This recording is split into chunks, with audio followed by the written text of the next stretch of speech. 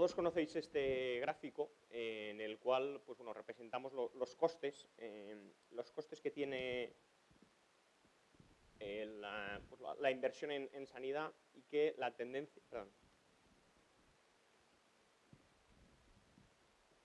y la curva que claramente indica que los costes actuales están más centrados en los pacientes agudos y bueno, que dada la evolución o la tendencia demográfica que tenemos, es un modelo pues bueno, que no es sostenible y pues bueno, de alguna forma los gurús nos indican que necesitamos achatar un poco esta curva de tal forma que invertamos mucho más en prevención y en atención al paciente crónico, moderando nuestra inversión en agudos. Hasta aquí, pues bueno, nada nuevo. Es verdad que esto muy habitualmente lo pensamos dentro y fuera del hospital, pero es verdad que esta curva hace referencia a cómo se trabaja también dentro del hospital, en los distintos servicios dentro del hospital. Y eso es en lo que quiero focalizar la presentación.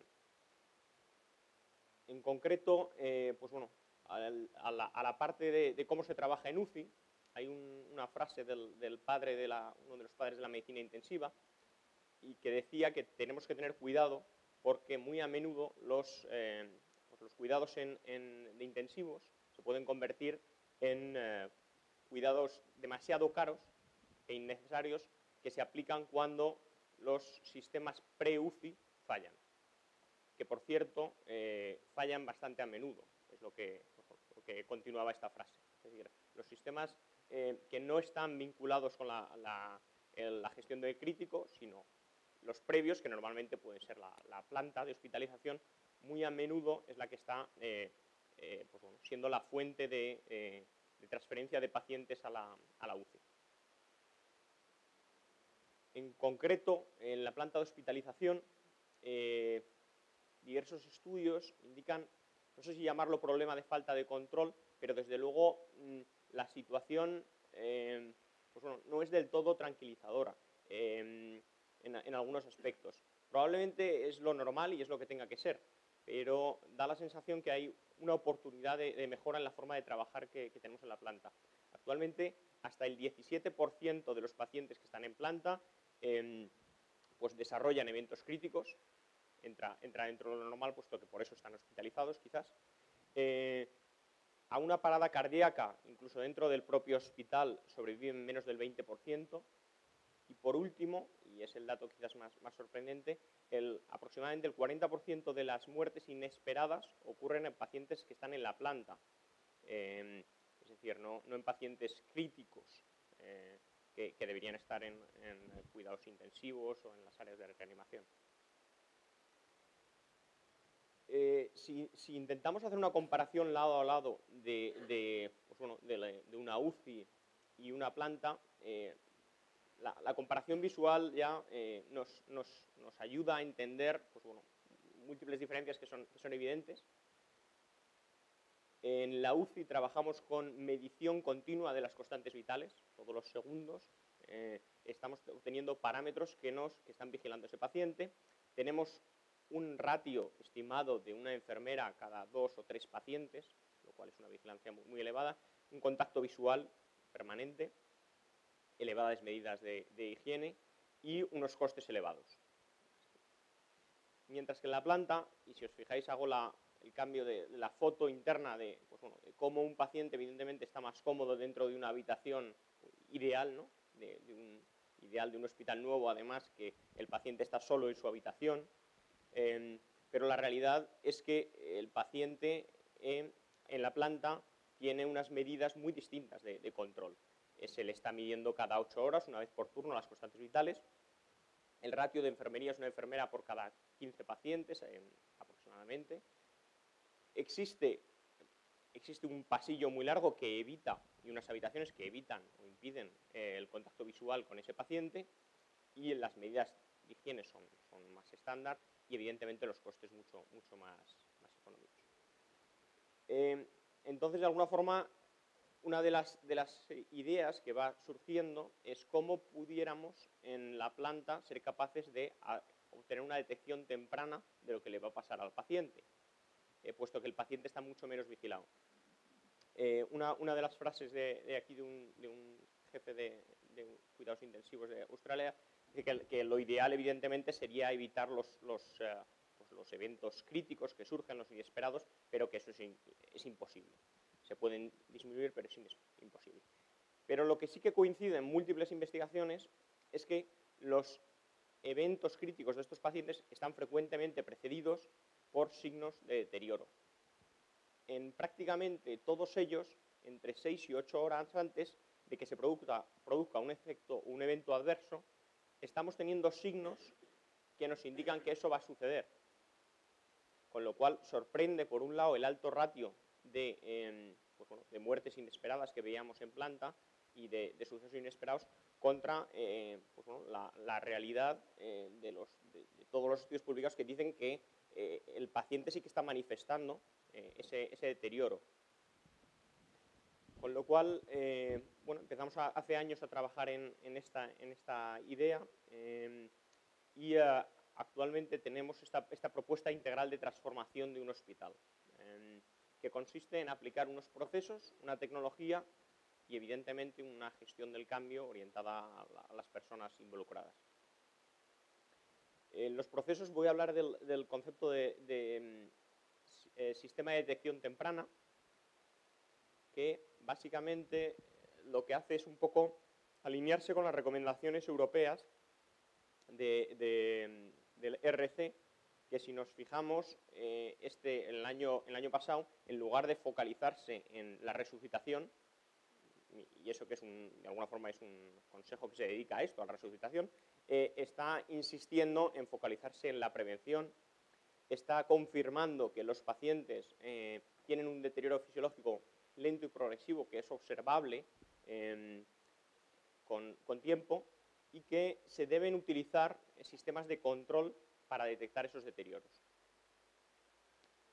El concepto de Early Warning Score, los sistemas de puntuación que ayudan a la detección temprana, surgen ya hace varios años y lo que permiten es que seamos capaces de unir combinaciones de cambios fisiológicos para ser capaz de detectar a qué pacientes se van a volver inestables y hacerlo de una forma sencilla.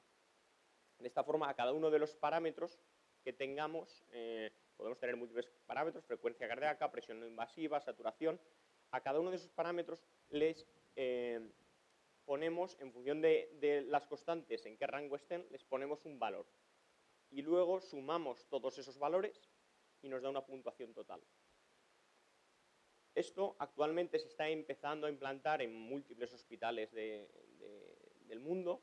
Es verdad que comienza más avanzado en Australia, es uno de los países que esto lo ha dinamizado mucho.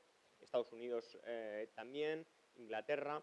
El concepto, cómo lo están aplicando ahora, tiene grandes limitaciones. Y una de ellas es, trabajan en papel. Pero por lo menos sí que tienen una efectividad muy importante, puesto que es un concepto muy simple. Básicamente, ellos van anotando en una gráfica de papel, esto es en la planta, no en la UCI, pero sí que es verdad que están copiando un poco el modelo de trabajo en UCI. Todas las constantes vitales del paciente por cada turno se incluyen en una gráfica. Si el signo vital, la constante vital, está dentro del área amarilla, se pide una revisión clínica. Si está en el área roja, se llama a un equipo de respuesta rápida. Esto tiene dos cosas muy interesantes. Una, que existen unos criterios muy claros de cómo actuar. Y dos, una posibilidad de identificación muy rápida de lo que le va a suceder a estos pacientes. Si nosotros en cada uno de sus hospitales se intenta aplicar este proceso, se puede aplicar, puesto que se está haciendo en múltiples hospitales, pero vamos a encontrar varios problemas. La forma en la que tenemos habitualmente trabajar con el proceso de toma de constantes en planta es, la enfermería tiene un listado de pacientes en la planta al que tiene que tomar las constantes, va por cada uno de ellos tomando las constantes, las anotan muchas veces o normalmente en un papel, tendría que calcular manualmente esa puntuación total en función de las indicaciones de cada rango de constantes vitales que hemos mencionado anteriormente. Luego tendría que volcarlo a la historia clínica electrónica y, bueno, en caso de que el sistema de puntuación le indique pues, que está en una zona amarilla o roja, pues llamar al equipo de respuesta rápida o, pues, bueno, o iniciar el protocolo correspondiente. Esto implica que existen 6 tareas manuales que realizar y de las cuales 3 de ellas tienen posibilidad de errores de cálculo, errores de anotación o errores manuales. Y esto está añadiendo claramente más carga de trabajo al hospital. Con lo cual, el proceso está claramente definido cómo debiera ser, que ya es un punto, tener un proceso que funciona y que está, bueno, contrastado, pero lo que vemos es que la implantación es complicada. Si además le pidiésemos a enfermería, en función de lo que detectemos aquí, que ejecute más medidas, más tomas de constantes con más frecuencia, en lugar de una por turno, una cada 4 horas o cada 2 horas, el trabajo se multiplica.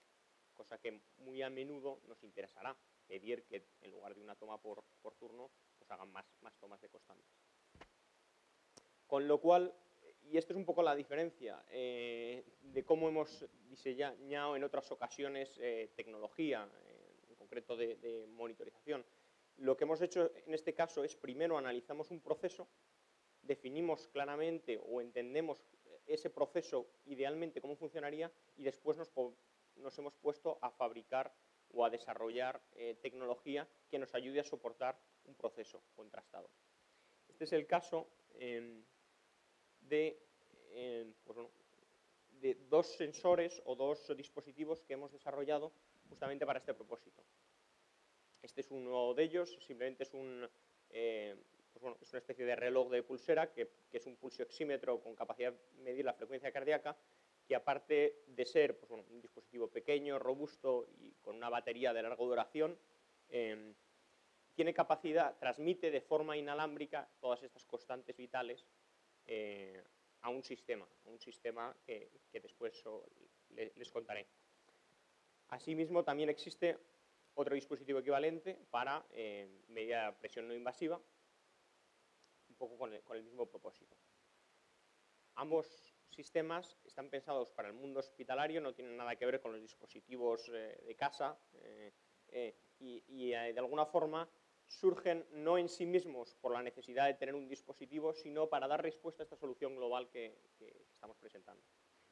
Con lo cual, un punto fundamental es la conectividad inalámbrica a un software inteligente de gestión, que nos va a ayudar a completar este proceso. Este software, que soporta el concepto que presentaba anteriormente de sistema de detección temprana, es capaz de controlar el deterioro del paciente con esta de alguna forma, nomenclatura basada en codificación de colores, de semáforo. Permite meter los avisos clínicos y los protocolos del hospital, acceder a las constantes desde este software que tenga cada paciente en cada dispositivo a distancia, de forma remota, cambiar los intervalos de medidas. Si yo quiero, en lugar de hacer la toma de constantes en planta cada 8 horas, veo que el paciente se está poniendo pues bueno, de forma más inestable, pero tampoco quiero transferirle a la UCI, directamente desde el software digo, quiero toma de constantes cada hora o cada media hora. Y, por supuesto, la integración de los datos demográficos y de la historia clínica. De esta forma, empezamos a resolver todos los problemas que veíamos anteriormente de implantar un proceso contrastado y un proceso que tiene sentido, los estamos resolviendo con cierta tecnología de hardware y de software. Esto nos permite que los pacientes que tenemos en el GIS, todos los pacientes, el listado de pacientes, podemos volcar todos los datos demográficos automáticamente a los dispositivos. Puedo programar con la frecuencia que nos interese la toma de constantes, que se vuelca automáticamente a un software central.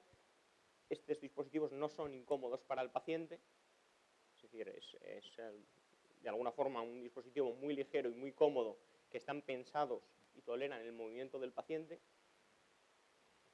Asimismo, el sistema calcula automáticamente el grado de criticidad de mi paciente para iniciar un protocolo u otro. puede estar comunicado con sistemas de notificación o de avisos a los distintos interlocutores y, por supuesto, para acceder desde cualquier ubicación a todo este software, desde cualquier ubicación remota, e iniciar los procedimientos de llamada al equipo de respuesta rápida. Con lo cual, pasamos de la toma de constantes tradicional a la observación continua del paciente cada X minutos, lo que programemos, con detección automática del deterioro del paciente.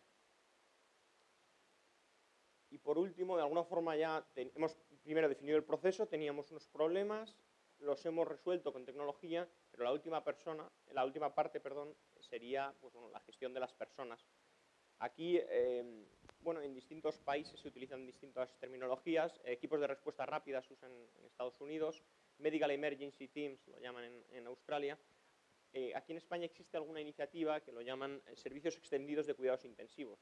Realmente, cada una de estas nomenclaturas se refiere a lo mismo, es decir, cuáles son los equipos o las personas con más experiencia en gestión del paciente crítico que pueden soportar o ayudar a los pacientes hospitalizados en planta que se nos vuelven más inestables.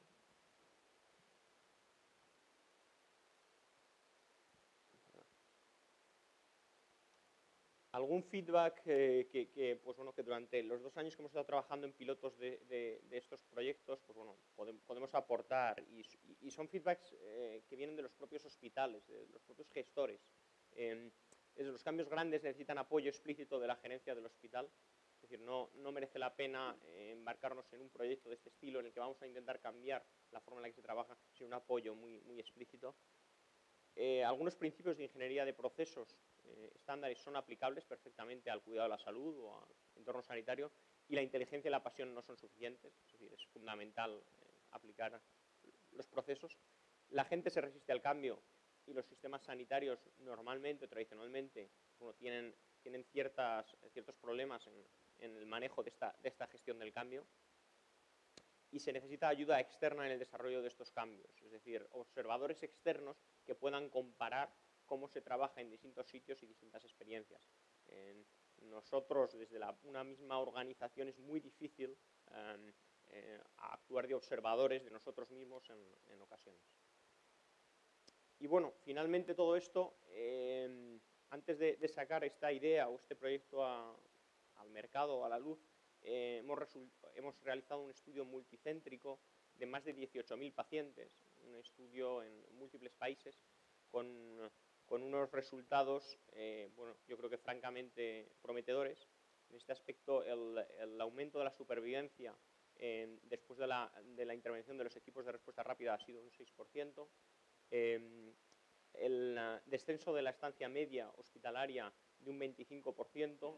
Y el tiempo que se ha ahorrado en el cálculo de los scores de detección temprana de un 37%. Con lo cual, pues bueno, solo esos resultados, y para un estudio tan amplio, en el cual se han incluido a 18.000 pacientes, pues bueno, realmente nos animan a seguir con esto. Si intentamos hacer, aunque sé que es muy difícil y cualquier análisis de costes dentro de un hospital es tremendamente complejo, especialmente dentro de los hospitales públicos, pero bueno, hemos intentado hacer un ejercicio en el cual un hospital con 60 camas de críticos, me refiero a las camas de intensivos, de reanimación, de UCI neonatal o pediátrica, las que consideremos, 60 camas de intensivos, con una estancia media de 4 días y una ocupación del 80%, si consiguiésemos una reducción del 8%, ya no digo reducciones muy superiores que han aparecido en ese estudio, con un coste por día de 1.000 euros, que está dentro de la media de este país, es verdad que lo que no podemos contar, no podemos hacer la trampa de considerar que nuestros costes son 1.000 euros al día. Bueno, nuestros costes pueden ser 1.000 euros al día, pero los costes variables serían un 17% de esto, porque gran parte de los costes que tenemos en todos los hospitales son fijos y no vamos a poder prescindir de ellos, pero existen potenciales ahorros, y esos ahorros simplemente, con esta estimación, podrían ser de 1 millón de euros en este escenario. Con lo cual, pues bueno, ¿en qué se basa esto? ¿En qué se basa este potencial ahorro? Pues en que los traslados de planta a UCI se hacen antes de que exista un deterioro avanzado del paciente, eso implica una menor estancia en la UCI. También hay diversos estudios que contrastan. Si yo evito que el paciente me entre ya muy mal en la UCI, el paciente va a estar menos tiempo en cuidados intensivos. Y por otro lado, si la situación actual a la que nos enfrentamos es que al paciente en muchas ocasiones yo le hago un traslado de un entorno muy seguro, que es cuidados intensivos, a un lugar mucho más inseguro, que es la planta. Si consiguiésemos tener o hacerle de la planta un lugar más controlado, esto nos permitiría, desde luego, que ciertos pacientes que requieren una vigilancia intensiva, pero no unos cuidados intensivos, pudiesen ser transferidos antes. Con lo cual, pues bueno, como conclusión, si el cambio de rumbo podría ser posible, si conseguimos pues, bueno, alinear los procesos, la tecnología y las personas, y de alguna forma pues, bueno, conseguir navegar en unas aguas más tranquilas y evitar esa tormenta perfecta en la que estamos actualmente. Muchas gracias.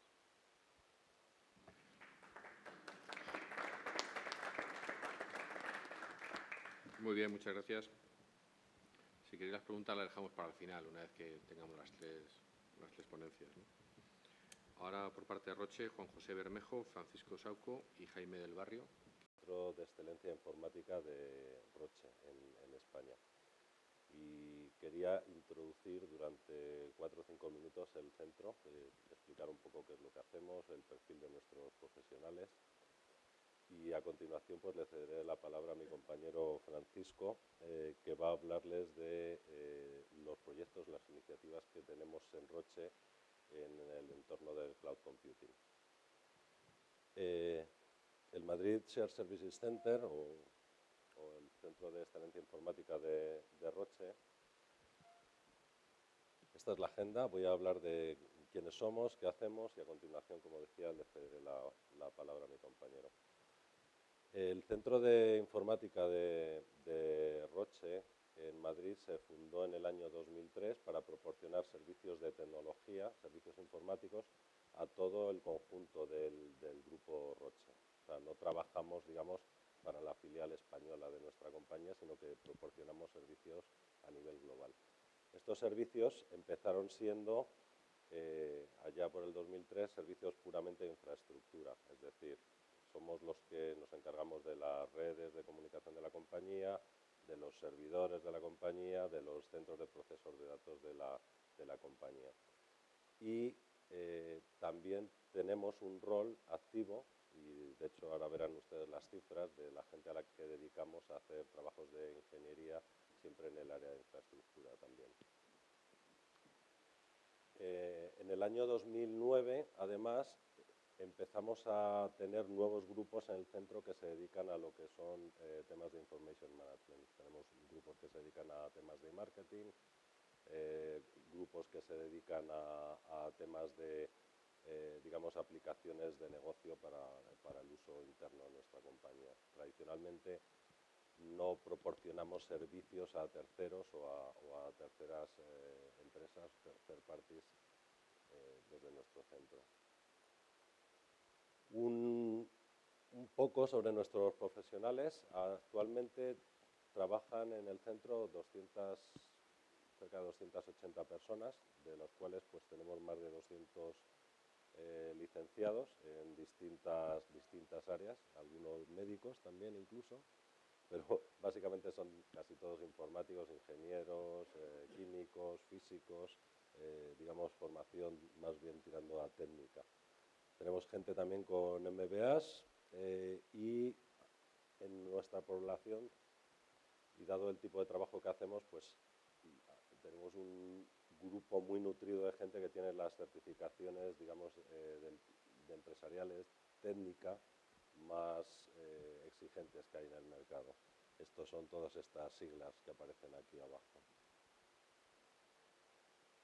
Las áreas de experiencia que tenemos en tecnología, este radar que ven ustedes aquí es un cuadrante de la consultora Gartner, donde aparecen las 4 áreas más importantes tecnológicamente hablando en informática: mensajería y colaboración, productividad, infraestructura y movilidad. Y nosotros tenemos experiencia o gente formada formada adecuadamente o trabajando en algunas de estas áreas, en la mayoría de estas que aparecen en estos cuadrantes de aquí abajo, particularmente en infraestructura, en movilidad y en herramientas de productividad.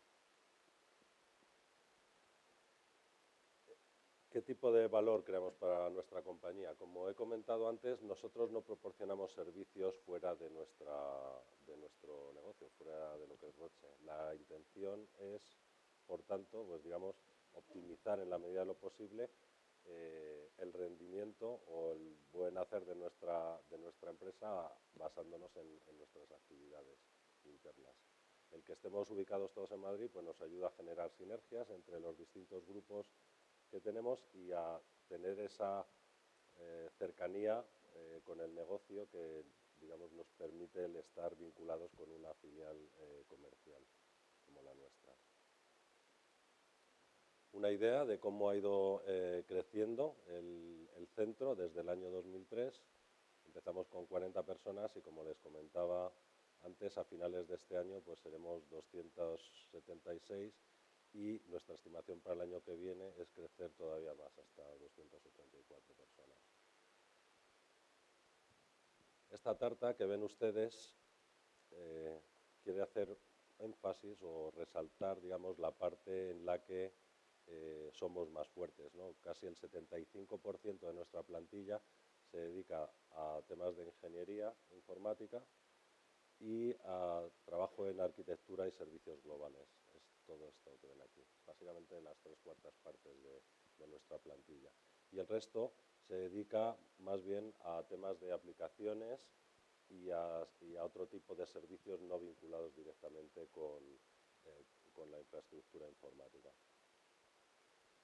Y nada más, no tenía nada más que contarles, presentarles a mi compañero que ahora les va a hablar de Cloud Computing. ¿Alguna cuestión, duda? Muchas gracias.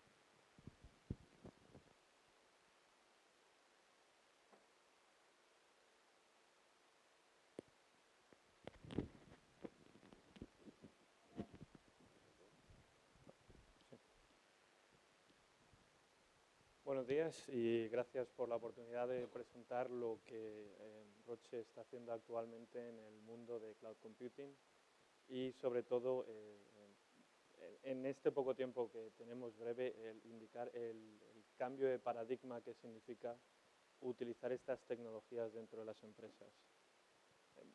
Siempre que hablamos de Cloud Computing en Roche nos gusta empezar con un ejemplo y la verdad es que es un poco gracioso. Disculpa. Presentando, Francisco es algo que ya me ha presentado Juanjo. El ejemplo que siempre me gusta hablar es, muy curioso, es cómo se fabricaba hielo en el pasado.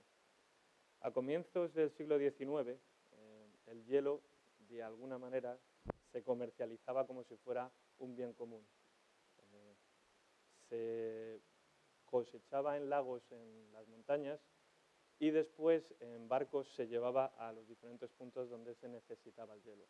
De hecho, había grandes pérdidas del producto, pero una industria bastante suculenta en cuanto a dinero se montó alrededor del hielo. Un poco más avanzado, en el siglo XX, las ventajas que hubo, el cambio que hubo en este negocio fue que existieran nuevas formas de suministrar hielo a los clientes y de hecho se montaron las fábricas de hielo y esto que los cosechadores de hielo totalmente no prestaron atención destruyó, destruyó su modelo de negocio, por lo cual los cosechadores de hielo dejaron de existir. Ya más centrados en el siglo XX, las primeras neveras que producían hielo hicieron lo mismo al negocio anterior. De hecho, hubo una de las neveras de General Electric, llegó a vender 1 millón de neveras en menos de un año. Con lo cual, el negocio del hielo cambió totalmente. Básicamente, me gusta utilizar este ejemplo para indicar el cambio de paradigma que significa utilizar Cloud Computing, estas nuevas tecnologías.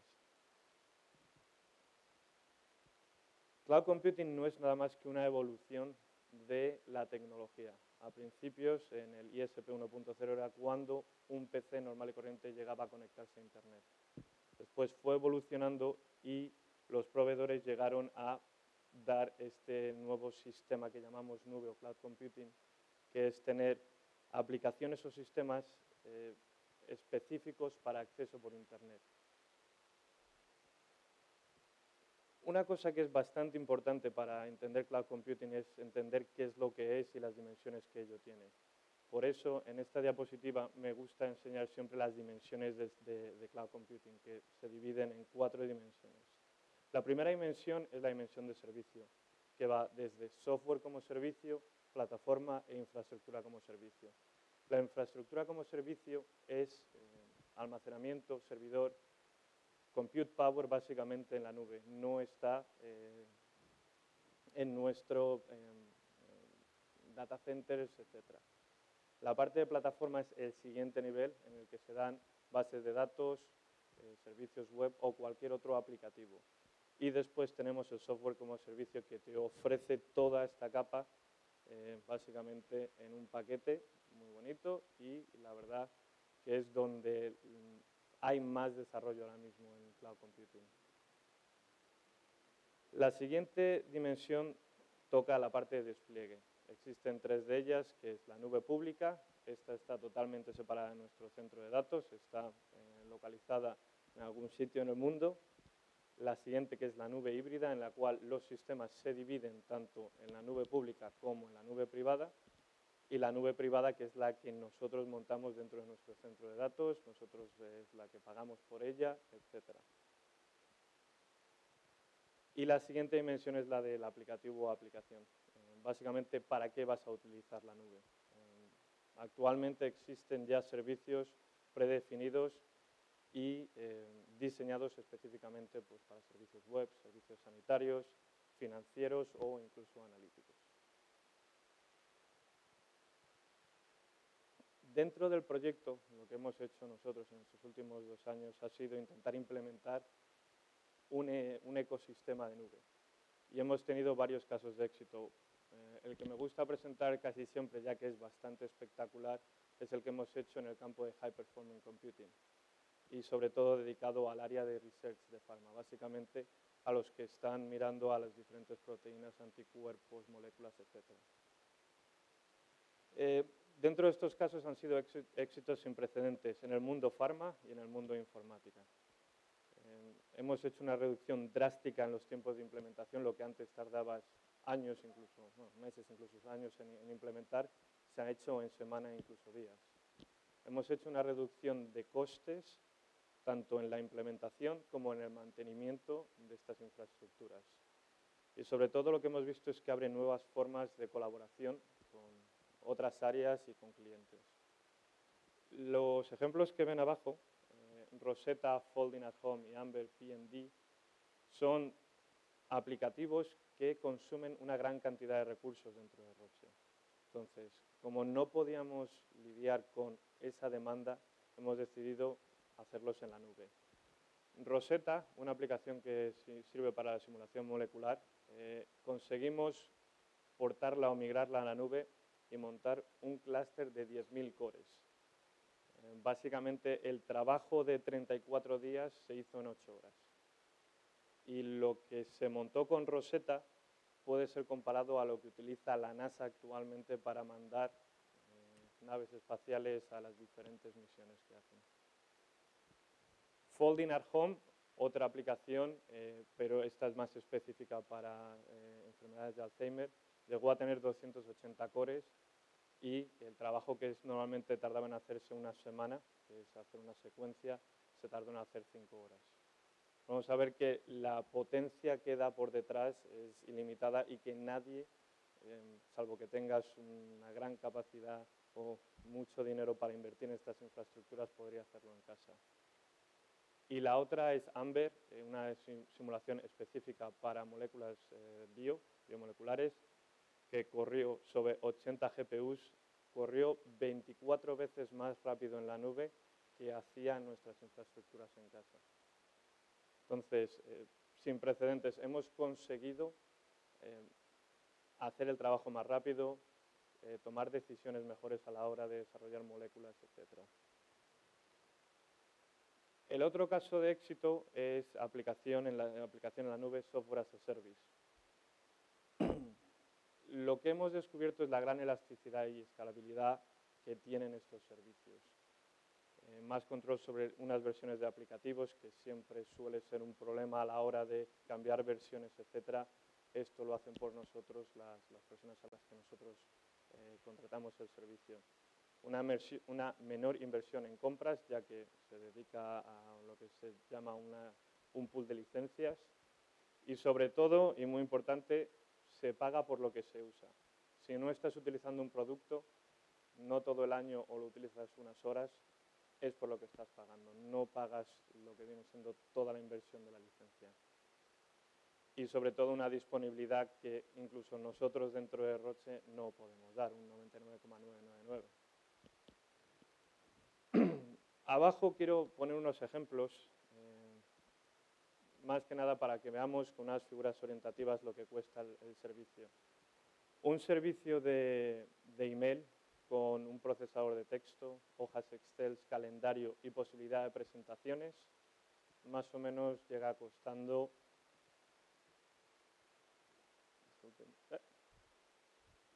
unos 40 euros al año por usuario.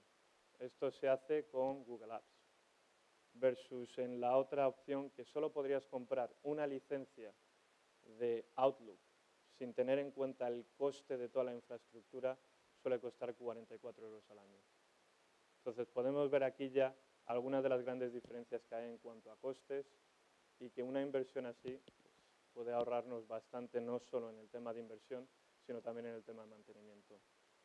Por eso, otro de los casos que estamos estudiando ahora mismo en Roche es si deberíamos ir a una instalación de Office Professional en todos los portátiles que existen, o si con la utilización del nuevo producto de Office 365, que da todas las necesidades que tenemos a un precio, un coste menor, sería más que suficiente.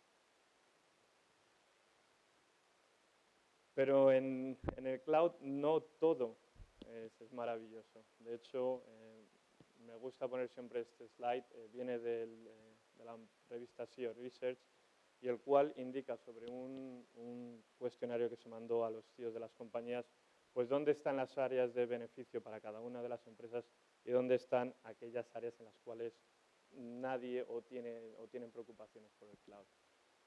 Como pueden observar, en las dos superiores, la reducción de costes, uno por la parte de infraestructura y otra por la parte de personal.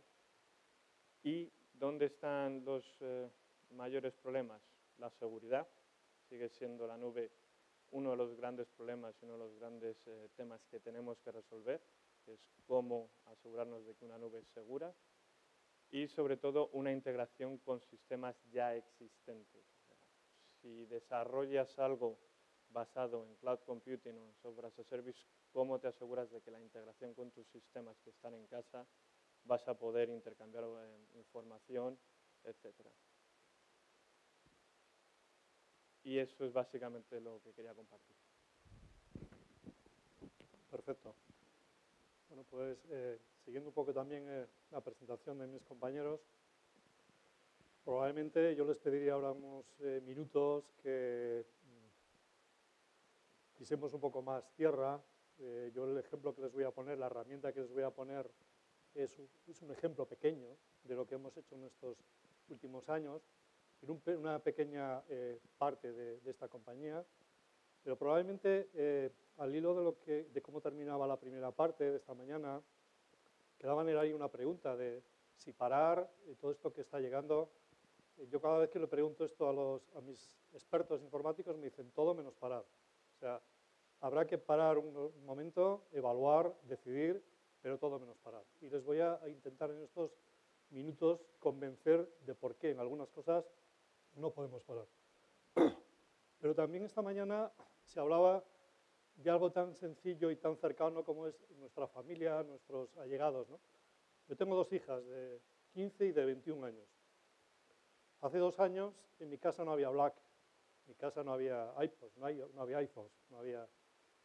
Ellas son las que me están dando ahora mismo el ritmo de hacia dónde va todo esto.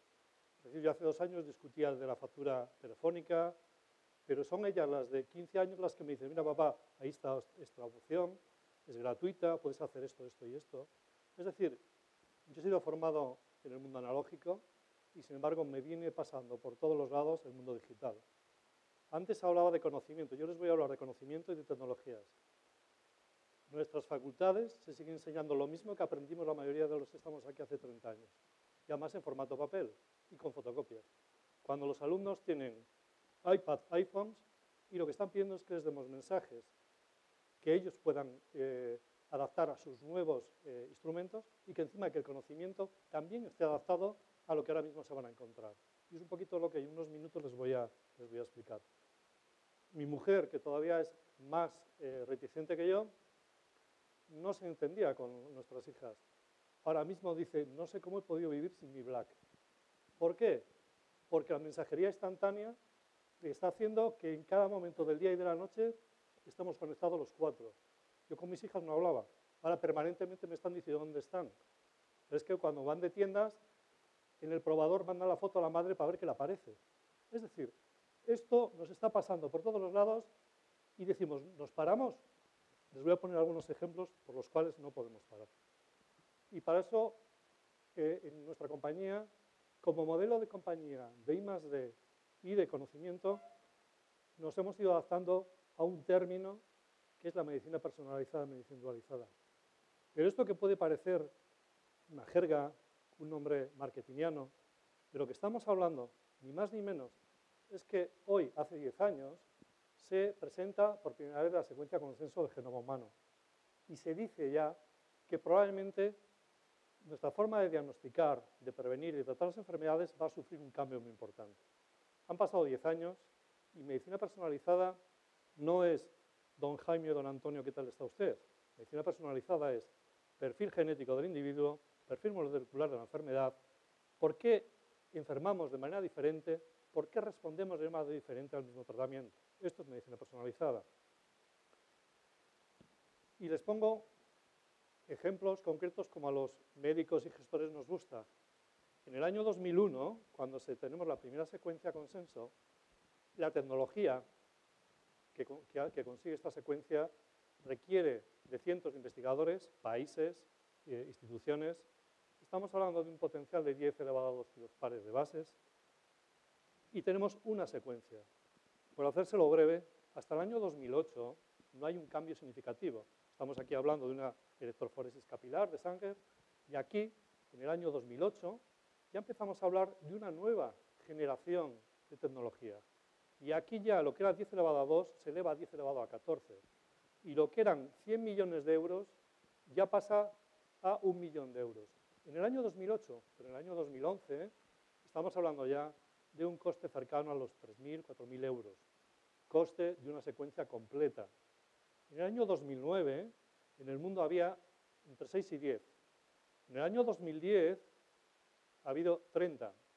En el año 2011 se espera que haya unos 15.000 y el año que viene ya ni les cuento. De hecho, ya 15.000 solo se están haciendo en China, que se sepa en consorcios públicos. Es decir, queramos o no queramos, esto sigue avanzando. Esto es nueva tecnología, nuevo conocimiento que tendremos que gestionar. Ya veremos a ver cuándo y cómo, pero esto está llegando y esto no hay que no pare. Segunda cuestión, la tecnología, el coste por genoma. En informática hay una ley empírica por la cual cada 2 años se aumenta el doble del potencial y se disminuye y se divide por 2 el coste, hasta el año 2008. En el año 2008 ya esto está a costes relativamente sencillos, ya lo tenemos cerca nuestro, en casa. Insisto, la tecnología, el coste está cayendo de manera impensable. Se hablaba del 2020, estamos en el 2011 y ya hemos llegado. Y cada uno de estos cambios, cada uno de estos hitos significa nuevos hitos en el conocimiento de nuestro genoma y de nuestras enfermedades. Y ahí es donde nos pusimos en marcha hace ya 8 años. En el año 2003 creamos una pequeña herramienta, un pequeño instrumento en el Instituto Roche, en Roche, España, que se llama Instituto Roche, que muchos de ustedes conocen, que su objetivo ya en el 2003 era precisamente combinar el nuevo conocimiento que llegaba con las nuevas tecnologías. Y en estos 8 años les voy a contar un poquito los ejemplos, cómo hemos ido pasando del 1.0, 2.0, 3 redes sociales, Windows 7 y ahora mismo la nube y no sé qué, pero no nos podemos quedar. Entonces, empezamos con una página web que desde el inicio siempre hemos tenido claro que era nuestra herramienta de comunicación de este nuevo conocimiento y que permitía una relación directa, en principio bidireccional, de quien generaba el conocimiento hacia nuestros profesionales. Y aquí estamos hablando de profesionales de la salud en principio. Hablando de datos, en este momento esta página tiene más de 100.000 visitas mensuales, más de 1,5 millones anuales. El acceso es libre, gratuito. Se puede bajar documentación, presentaciones, vídeos, materiales, libros, etcétera, etcétera, ligados al mundo de la medicina personalizada, genética, genómica, farmacogenética. Es el único portal en el mundo de habla hispana, el 40% Latinoamérica. 5.500 tenemos registrados, nombres, apellidos, lugar de trabajo, etcétera, etcétera. Esto nos permite un trabajo bidireccional, es decir, hay una interconexión. Ya no solamente entran, está a una media de 2 minutos, lo cual es importante en una página web, sino que encima nosotros, de manera proactiva, les comunicamos cosas que a nuestro entender merece la pena comunicar a todos los que tenemos registrados, gratuito y gratuito. Y en ese sentido y avance de la página estática, la página informativa, el escaparate, hemos pasado ya a lo que denominamos MDI Campus. Les decía antes que en la universidad se sigue estudiando el ciclo de Krebs, como yo lo estudié hace 30 años. Ahora mismo, todo esto, nueva terminología, por ejemplo, todo lo que son nuevos términos ligados a la genética y la farmacogenómica, solo lo podemos encontrar en este glosario de términos. Es la parte más visitada de la página. Y entonces no nos hemos quedado solamente en eventos, libros, etcétera, sino que hemos ido un paso más. Hemos creado un MDI Campus. Es un campus de formación en medicina personalizada. MDI Campus que tiene diferentes plataformas de biomarcadores en oncología, de cáncer hereditario y genética, de búsqueda de dianas terapéuticas, etcétera, etcétera. Con diferentes programas que ya no solamente tienen materiales, sino que ya tienen entrevistas con profesionales, tienen conexiones y aquí ya hemos dado el salto al canal MDI Campus. Canal MDI Campus que tiene vídeos con expertos, con mensajes muy concretos en muy poquito tiempo. Estamos hablando de mensajes de 1,5 minutos, 2 minutos. Insisto, todo esto que están viendo es de acceso libre y gratuito. Y llegan las redes sociales y decimos, ¿y qué hacemos? Y nos dicen, hay que estar. Es que hay que estar. Ya veremos a ver qué hacemos, cómo lo hacemos. Hoy por la mañana quedaba en el aire y me preocupaba el coste de todo esto. Todo esto lo hacemos un equipo de 4 personas, que hacemos otras cosas también. Es decir, que al final de lo que estamos hablando es de que todos participamos, todos nos nutrimos y todos trabajamos. No necesariamente hay que contratar expertos ni gente para que nos vaya haciendo estas cosas. ¿Por qué? Pues porque el Facebook, el YouTube, lo hace la gente, no lo hacemos nosotros, lo hace la gente. Entonces, ¿cuál es nuestro objetivo? Agrupar muchas actividades que están generando contenidos. Otra cosa es que cada red tiene sus propios targets, sus propios segmentos y comparten especialmente esta información. Este estudio de la Fundación Banesto de este año, en España, el 54% de las empresas en general tiene páginas web. Solamente el 12% las rentabilizan. Solamente 54 las tienen y de estas solamente el 12% rentabilizan. Es decir, ahora todo el mundo tiene páginas web, pero la mayoría de ellas, y en el mundo sanitario y en el mundo hospitalario, no tiene más que entrar en ellas, verán que la mayoría de las veces uno no encuentra lo que quiere, son lentas, se bloquean y